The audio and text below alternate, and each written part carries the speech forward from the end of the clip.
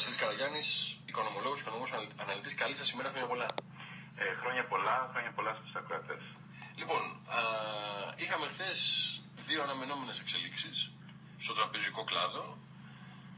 Έφυγε η Φινάνσα από τα χέρια της Εθνικής με 3,5 δισεκατομμύρια συνολικά ευρώ.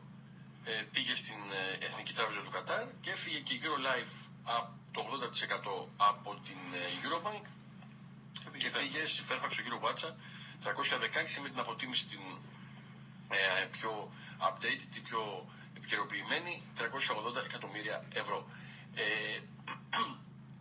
Πλέον μιλάμε για ένα τραπεζικό τοπίο στην Ελλάδα όπου έχει μόνο τραπεζικές εργασίες, όπως έχει ζητήσει η Τρόικα, ένα το κρατούμενο, και δεύτερον έφυγε η παρουσία ή μειώθηκε σημαντικά η παρουσία εκτός συνόρων.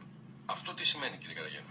Ναι, για να δούμε, θα πρέπει να δούμε τη μεγάλη εικόνα. Καταρχήν, η μεγάλη εικόνα λέει ότι στην Ελλάδα διανύουμε μια μεταβατική περίοδο, η οποία συμπεριλαμβάνει διαφορετικές αλλαγές στην οικονομία και ενίσχυση του τραπεζικού συστήματος, το οποίο και αυτό είχε σημαντικά θέματα.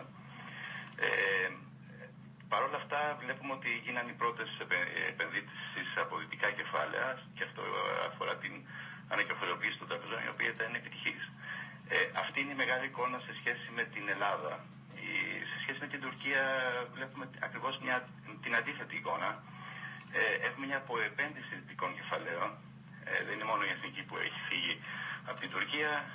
Δεν υπάρχει δυτικών κεφαλαίων συμφερόντων ξένη τράπεζα που δραστηριοποιούνταν στην Τουρκία που να μην έχει κλείσει το δίκτυο λιανικών εργασιών. Εκτός από την HSBC, η οποία και αυτή αγωνιά για να φύγει, όλες οι δυτικών συμφερόντων ξένες τράπεζες που δραστηριοποιούνταν μέχρι πρότινος στο λιανική τραπεζική στην Τουρκία με τον ένα τον άλλο τρόπο. Γιατί σημαίνει αυτό?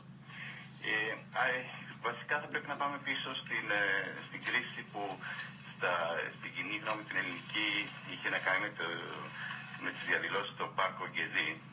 Αλλά το βασικό ήταν τότε ανακοινώθηκε ότι η Αμερική θα αυξήσει από την επιτόκια. Αυτό δημιούργησε μια μετακίνηση κεφαλαίων επενδυτικών από τις αναδυόμενες αγορές, και η Τουρκία είναι μία από αυτές και είναι μία από τις ασθενείς αναδυόμενες αγορές, ή αδύναμες μάλλον, και προς τη Δύση. Ναι. Αυτό σημαίνει ότι πολλά κεφάλαια δυτικά φύγαν από την Τουρκία με αποτέλεσμα να δημιουργηθεί μια αποεπένδυση. Αυτό το κενό πάει να καλύψει το Κατάρ.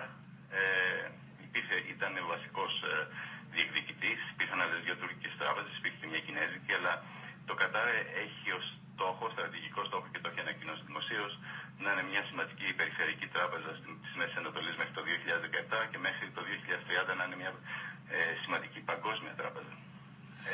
Αυτό σε ό,τι αφορά, κύριε Καραγιάννη, το κομμάτι της αποεπένδυσης των δυτικών επιχειρήσεων στην Τουρκία. Υπάρχει και το άλλο δεδομένο, το οποίο αφορά αποκλειστικά στην ελληνική τραπεζική αγορά, στον ελληνικό τραπεζικό κλάδο, και έχει να κάνει με το κομμάτι της αποεπένδυσης των συστημικών τραπεζών της χώρας μας από σημεία από τράπεζες εκτός συνόρων και από μη τραπεζικές εργασίες. Ναι, αυτό αφορά τη δικιά μας μεγάλη εικόνα, αλλά εγώ προσπαθώ να βάλω τη συναλλαγή στη διεθνή μεγάλη εικόνα. Στην Ελλάδα οπωσδήποτε είχαμε και συνεχίζουμε να έχουμε σοβαρές διαδοτικές αδυναμίες στην οικονομία, και ένα από τα θέματα ήταν η ισχυροποίηση του ελληνικού τραπεζικού συστήματος. Τμήμα αυτής της ισχυροποίησης είναι η απεμπλοκή από διεθνείς εργασίες που, αν θέλετε, σε μεγάλο βαθμό δεν απέδωσαν τόσο τα αναμενόμενα. Οπωσδήποτε δεν μπορείς να πεις ότι το 2006, όταν η Εθνική Τράπεζα λάμβανε την απόφαση να μπει σε μια δυναμικά αναπτυσσόμενη οικονομία όπως η Τουρκία, ήταν μια ορθότερη απόφαση, αλλά με την πάροδο του χρόνου και με την υποτίμηση της τουρκικής λίρας, τότε το 2006 η ισοτιμία ευρώ τουρκικής λίρας ήταν 1/2 και τώρα είναι 1/3,2. Αντιλαμβάνεστε, όποιος είχε επενδύσει τότε σε τουρκικά assets έχει πάθει μια ζημιά από την υποτίμηση του νομίσματος και μόνο γύρω στο 40%. Εκτός των άλλων, η τουρκική οικονομία έχει μεγαλύτερη αύξηση των κόκκινων δανείων από τα νέα δάνεια που δημιουργεί. Αυτό σημαίνει ότι κατά κάποιο τρόπο υπάρχει μια σοβαρή πιθανότητα να έχουμε μια γενικευμένη οικονομική και αν θέλετε και με συνδυασμό με τα γεωπολιτικά και πολιτική κρίση στη γείτονα χώρα. Θεωρώ ήταν μια επιβλημένη κίνηση της ηγεσίας της Εθνικής Τράπεζας και της ελληνικής πλευράς, γιατί αν δεν γινόταν αυτό, αν είχαμε ζημιά, εμείς οι φορολογούμενοι θα έπρεπε να την καλύψουμε τη ζημιά σε μια ενδεχόμενη εκτεταμένη κρίση στην Τουρκία. Υπάρχει ένα ερωτηματικό γιατί δεν έγινε πιο πριν, αλλά πολλά πράγματα θα έπρεπε να γίνουν πιο πριν στην ελληνική πραγματικότητα, αλλά η πολιτική κρίση καθυστερούσε την απόφαση. Η πρώτη κίνηση της Εθνικής Τράπεζας για να πωλήσει τις επενδύσεις στην Τουρκία ήταν το 2010 και είμαστε 2015 και τώρα ολοκληρώθηκε.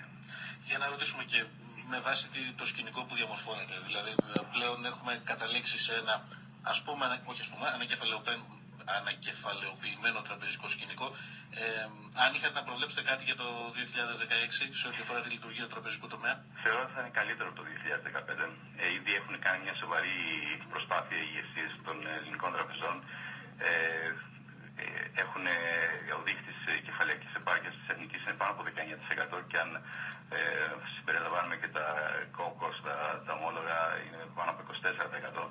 Αυτά μπορούν κατά κάποιο τρόπο να βοηθήσουν την Εθνική Τράπεζα να διαχειριστεί καλύτερα το χαρτοφυλάκιο των κόκκινων δανείων και να χρηματοδοτήσει την πραγματική οικονομία που την έχουμε ανάγκη. Άρα το σχόλιο είναι συγκεκριμένο και ξεκάθαρο. Τα πράγματα στο τραπεζικό τομέα στην Ελλάδα θα είναι καλύτερα το 2016. Τηρουμένων των διεθνών συνθηκών, φυσικά. Τώρα ο κ. Βασίλης Καραγιάννης, οικονομολόγος και αναλυτής και έμπειρος τελούς και τραπεζικής αγοράς. Χρόνια ευχαριστούμε για τη συνομιλία. Χρόνια πολλά, καλές γιορτές. Χρόνια πολλά.